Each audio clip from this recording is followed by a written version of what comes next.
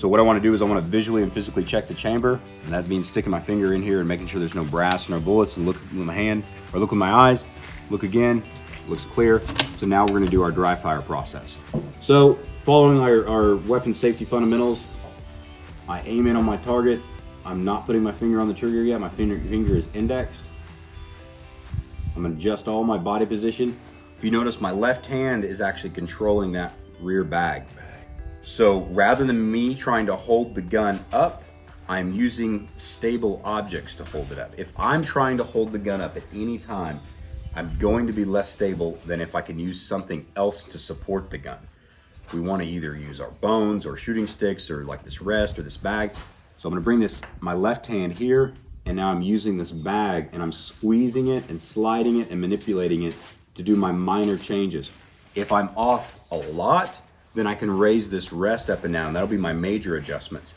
And that'll get me, as long as I'm looking roughly at the target with this one, I'm good. At this distance, my minor adjustments here will get me on which target I want to be at. So here, good. So now I'm going to start my dry fire process. So what that looks like for me is I'm behind the gun. I don't have any shadow in my scope. I have my right thumb, I have it on the safety, so I drive that safety forward. My safety is now off, and I'm going to get a click. So what I'm going to do is I take my right finger, I drop it down here to where I feel like I'm pressing straight back into the rear. If you notice, I actually don't grab the gun like this. And the reason why is when you grab it like this, the angle that your finger's at gets kind of weird. This pulls at like this angle.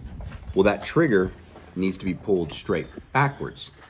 So these HS Precision stocks that Remington uses are pretty great because they kind of force your hand to go down a little bit further. By doing that, it allows me to get a better trigger press. It allows me to pull that trigger straight back rather than wrap it around and pull it up. If you can imagine how this trigger mechanism actually works and the fulcrum that's created, I have more leverage towards the bottom of this trigger pressing straight rearward than I do up here pulling upward. It's like a easy way to get more sensitivity out of your trigger, but also it's going to be more consistent. So I drop my hand over here. Also, I don't really care if your thumb's on the right side or left side, but what I don't want to be doing is I don't want to have my thumb influencing my gun a whole lot. And so for me, dropping it over here is just kind of a check for myself to make sure that yes, I am holding the gun with my right hand, I am squeezing it firmly, but I'm not driving the gun one way or another with my right hand. That's done with my shoulder and my front, and then this hand here. This hand here may help me move things, but once I go to shoot, it becomes a stable position for my trigger, and that's just about it. I try not to have it drive the gun a whole lot one way or another. So I'm gonna put my finger here on the trigger, get myself lined up again, and then I'm gonna press straight back. I get that click. Now, one habit that we may have is we may put that click and then all of a sudden we jump up like this. There is no reason for us to do that. We cannot see more looking up over our scope than we can through our scope.